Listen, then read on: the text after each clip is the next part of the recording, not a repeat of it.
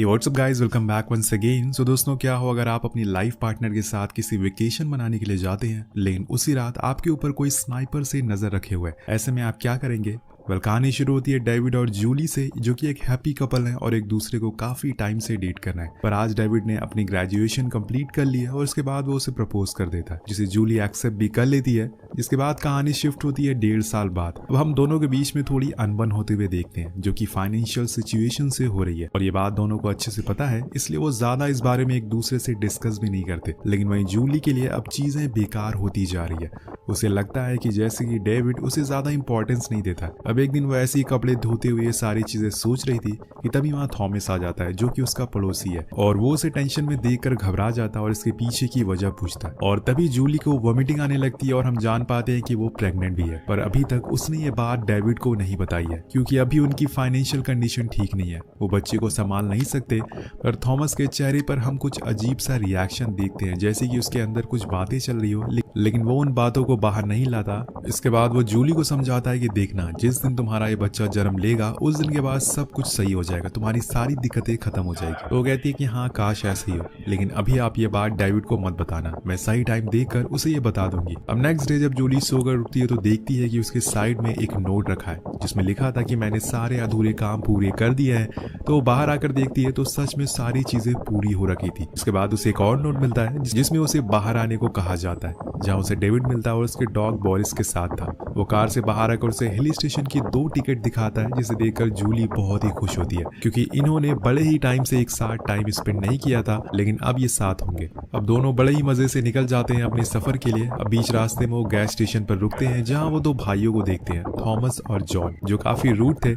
लेकिन वो बोरिस को खिलाने लगते हैं। तभी वहाँ डेविड भी आ जाता है, जिससे वो कहता है कि हमारे पास भी एक डॉग है जो हमारी कार में है। तो डेविड हंसते हुए कहता है कि अच्छा, ओके। जिसके बाद थॉमस जूली की भी तारीफ करता है, जो उसे थोड़ी अजीब लगती है, लेकिन वो उसे कुछ नहीं कहता और वहां से जाने लगता है। लेकिन तभी बीच में उसकी नजर उन दोनों की कार के ट्रंक पर पड़ती है, जिसमें एक हिरन का कटा हुआ सर था, जिसे देखकर साफ पता चलता है कि ये दोनों शिकारी हैं। और ये बात आकर वो जूली को भी बताता है। अब जब वो स्टेशन से निकल रहे होते हैं कि तभी उनकी कार से उन भाइयों की कार टकरा जाती है, लेकिन डेविड बिना कुछ बोले ही वहां से चला जाता है। जिसके बाद फाइनली वो अपनी मंजिल पर पहुंच जाते हैं। वो दोनों एक लॉन्च पर जाकर रुकते हैं, जहाँ की ओनर से वो कहते हैं कि उन्हें यहाँ से थोड़ी दूर पर कैंपिंग करना है। तो वो उन्हें एक इंस्ट्रक्शन गाइड भी दे दे।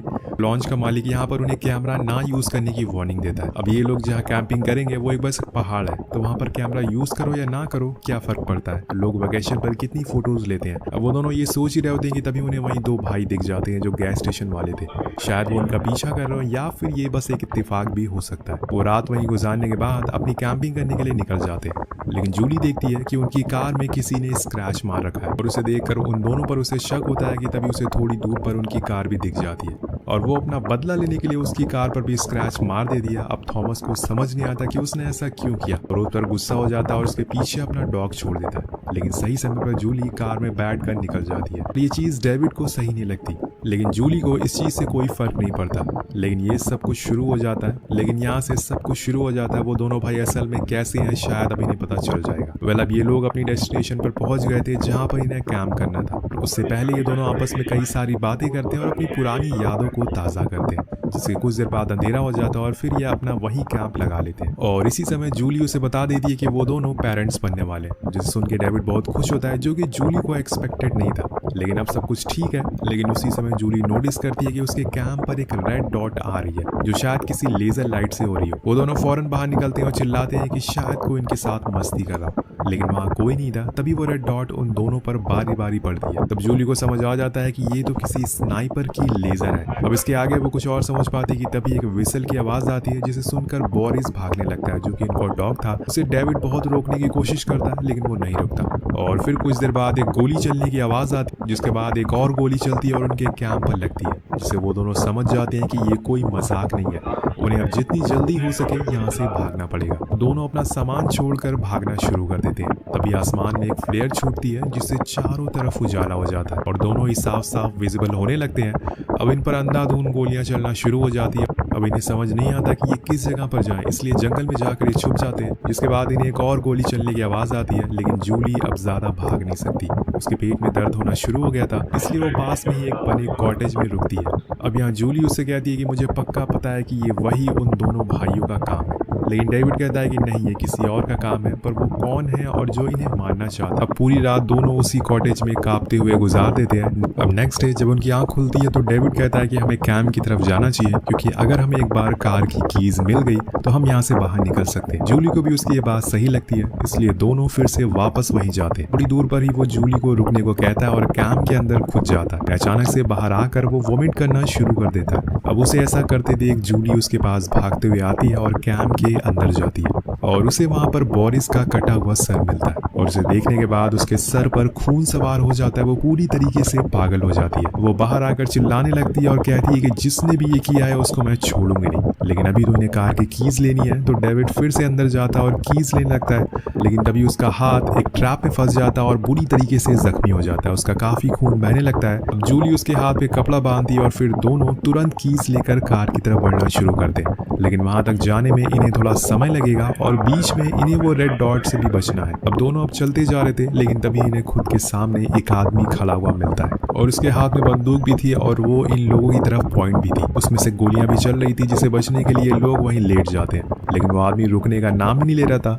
इसलिए डेविड कहता है कि जब वो अपनी बंदूक रीलोड करेगा उसी समय हमें भागना होगा। पहले पर दोनों तैयार रहते हैं। जैसे ही वो रीलोड करता है ये भागने लगते हैं, लेकिन उसी में डेविड को गोली लग जाती है और वो वहीं गिर जाता है। इस वजह से वो चल नहीं पाता और जूली आगे निकल जाती है। दूर जाने के बाद वो पीछे मुड़ती है तो उसे वहां डेविड दिखाई नहीं देता। तो वो उसे आवाज लगाती है, लेकिन वहां इतना स्मॉग था कि वो दोनों एक दूसरे को देख नहीं पाते। उसी समय जूली की नजर नीचे बर्फ पर पड़ती है, जो असल में एक जमा हुआ लेक था, यानी कि वो कभी भी पानी के अंदर जा सकती। इसलिए वो वहीं लेट जाती है और डेविड को बताती है कि संभल कर आओ, लेकिन उसने तब तक देर कर दी थी। वो बर्फ टूट जाती है और डेविड सीधा लेक में जाकर गिरता है। अब जूली रेंगती हुई उसके पास जाती है और गड्ढे में उसे ढूंढने लगती है, लेकिन डेविड का कुछ अता पता नहीं था, पर वो फिर भी उसे ढूंढती रहती है और आखिर में वो उसे मिल ही जाता है। वो फौरन उसे बाहर निकालती है, लेकिन उसकी हालत बहुत ही खराब हो चुकी थी। इतनी ठंडे पानी की वजह से वो कांप रहा था। तो जूली उसे फौरन गले से लगा लेती है ताकि उसे थोड़ी गर्मी मिल सके। वो फिर से आगे बढ़ते हैं, क्योंकि ऐसे खुले में रहना ठीक नहीं है, इसलिए वो रात तक चलते ही रहते हैं और तब जाकर उन्हें एक और कॉटेज मिलता है जहाँ पे शायद कोई रहता होगा, क्योंकि उन्हें वहाँ बहुत सारी चीजें, जरूरत के सामान मिलते हैं। वो सबसे पहले तो आग जलाते हैं और फिर जूली डेविड के कंधे से वो गोली निकालती है,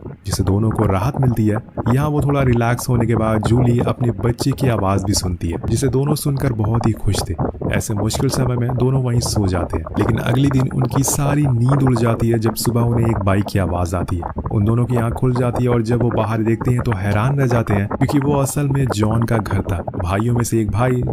अब दोनों पीछे वाले गेट से भागना शुरू करते हैं, लेकिन वो उन्हें ज्यादा दूर नहीं था। ये दोनों फौरन एक केव में जाकर छुप जाते हैं, जो असल में एक भालू की थी और वो उसके अंदर ही बैठा हुआ था। इन दोनों के आने से वो जाग जाता है और उसकी आवाज जॉन भी सुन लेता और अब वो इनका पीछा करना शुरू करता है। अब वहां उसे जूली भी दिख जाती है, जिस पर वो बंदूक तान देता है, लेकिन उससे पहले वो उसे गोली मारे जूली उस पर फ्लेयर चला देती है, जिससे वो जलने लगता है और इसी का फायदा उठाकर दोनों वहां से भाग जाते हैं। डेविड की चोट की वजह से वो ज्यादा दूर तक चल नहीं पा रहा था, बीच बीच में वो गिर जा रहा था। जूली उसे हौसला देती है और आगे बढ़ने को कहती है, क्योंकि अगर वो यहाँ पर रुके तो वो मारे जाएंगे, या तो ठंड से या फिर वो लोग जो इन पे न जाने किस वजह से गोलियां चला रहे हैं। अब कुछ दूर चलने के बाद डेविड को एक बच्चा दिखाई देता है, जो कि उसे कई दिनों से दिखाई दे रहा है, जिस बात से वो बहुत परेशान भी रहता है। इस चीज के लिए उसने कई सारे डॉक्टर्स को भी दिखाया है, लेकिन किसी को समझ नहीं आ रहा है कि ऐसा क्यों हो रहा है। शायद ये उसका कोई ट्रॉमा हो। तब डेविड जूली से कहता है कि हमें उस दिन कॉल कर देना चाहिए था, मुझे वो बच्चा बार बार दिखाई दे रहा है, पर कौन है ये बच्चा और इसके पीछे क्या कहानी है, ये आपको कुछ ही देर में पता चल जाएगी। अब आगे चलने पर उन्हें एक और घर दिखाई देता है और इसे देखकर लग रहा था कि यहाँ कोई रहता होगा, इसलिए वो उसके अंदर चलने को कहती है, लेकिन डेविड की हिम्मत अब जवाब दे चुकी थी। वो कहता है कि अब मैं आगे नहीं चल सकता हूँ, लेकिन जूली उसे बार बार कहती है कि हमें चलना होगा। उसी दौरान वो बच्चा उसे फिर से दिखाई देता है, जिससे कि अब वो बहुत परेशान हो गया था। वो जूली से कहता है कि मैं उसे दिमाग से बाहर निकाल नहीं पा रहा हूँ, कहीं मुझे कुछ हो न जाए। वो कहती है कि तुम्हें कुछ नहीं होगा, तुम यहीं रुको, मैं उस घर तक जाती हूँ। अब वो जाने लगती है, लेकिन तभी उसके सामने अचानक से थॉमस आ जाता है, जो उसे यहाँ पर देखकर शॉक था। वो उसे बहुत नॉर्मली पूछता है कि तुम यहाँ क्या कर रही हो, लेकिन जूली उसे डरने लगती है और पीछे भागने लगती है। वो कहता है कि रुको, तुम भाग क्यों रही हो, मैं तुम्हें कुछ नहीं करूंगा। वो नहीं रुकती और चिल्लाने लगती है, जिससे कि वहाँ डेविड आ जाता है और थॉमस के सर पर एक रॉड से हमला कर देता है, जिससे वो वहीं गिर जाता है और फिर दोनों उसकी बाइक से वहां से भाग जाते हैं और फिर दोनों उसकी बाइक लेकर एक घर तक आते हैं, जो असल में उसी लॉन्च के मालिक का था, जिसके यहाँ पर ये दोनों रुके हुए थे। वो दोनों ऐसे घबराए हुए देखकर फौरन किसी को कॉल करता है और जब उसको कॉल पर बात करते हुए जूली सुनती है तो वो हैरान रह जाती है, क्योंकि वो शायद किसी को यहाँ पर बुला रहा था, जिसके बाद उसका बिहेवियर बिल्कुल चेंज हो जाता है। दोनों जाकर एक रूम में छुप जाते हैं, पर वहाँ उनकी आंखें खुली की खुली रह जाती है। उस रूम के वॉल पर उनकी सारी प्राइवेट फोटोज लगी हुई थी, यानी कि कोई जो उन पर बहुत दिनों से नजर रख रहा था। उसी फोटोज में उन्हें एक बच्चे की भी फोटो मिलती है, जिसे देखकर डेविड का रिएक्शन ही चेंज हो जाता है। तभी अचानक से गेट खुलता है, जिसके साथ साथ खुल जाता है इस कहानी के असली पत्ते,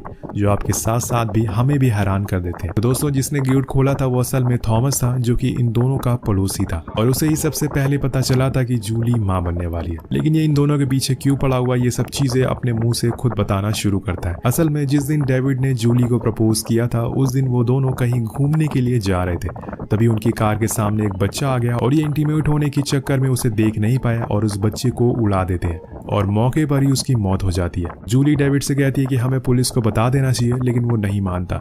उसने बाद में कई बार कोशिश भी की, लेकिन हर बार डेविड ने उसे मना कर दिया। वो बच्चा असल में थॉमस का पोता था, और ये उस दिन की बात है जब वो दोनों साथ मिलकर ड्रोन उड़ा रहे थे। वो बच्चा ड्रोन को देखते देखते रोड पर आ गया, और वहीं इन दोनों ने उसे ठोक दिया। अब उस ड्रोन कैमरा में थॉमस ने इन दोनों को देख लिया था, और इनकी कार का नंबर प्लेट को भी, जिसके बाद उसने पुलिस को भी इस बारे में बताने की कोशिश करी, लेकिन बता नहीं पाया। अब थॉमस उन दोनों से बोलता है कि तुम लोग इस चीज से इतनी जल्दी कैसे मूव ऑन हो गए, तुम्हें देखकर ऐसा लग ही नहीं रहा है कि जैसे कुछ हुआ है। थॉमस अपना प्लान बताता है कि उस दिन के बाद मैं सबसे पहले तुम्हारा पड़ोसी बना, फिर मैंने तुम्हारी एक्टिविटीज पर नजर रखना, और आखिरकार यहाँ तक मैं तुम्हें लेकर आ गया, जहाँ पर सिर्फ मैं और तुम हो। ये सब बातें सुनकर उन दोनों के होश ही उड़ चुके थे। उन्हें लग रहा था कि वो दोनों भाई हैं जो उन्हें मानना चाह रहे हो, लेकिन असल में उन्हें मानने वाला कोई और था, जिसकी उन्हें कभी उम्मीद भी नहीं थी। अब इसके बाद वो जूली को एक चेयर पर बांध देता, और फिर डेविड के हाथों में एक ड्रिलिंग मशीन दे देता है, और उसे ऑर्डर देता है कि वो अपनी वाइफ के पेट में वो ड्रिलिंग मशीन चलाए। अब उसके अंदर ये करने की हिम्मत नहीं थी, क्योंकि इसमें उसका बच्चा और उसकी वाइफ दोनों मारे जाएंगे।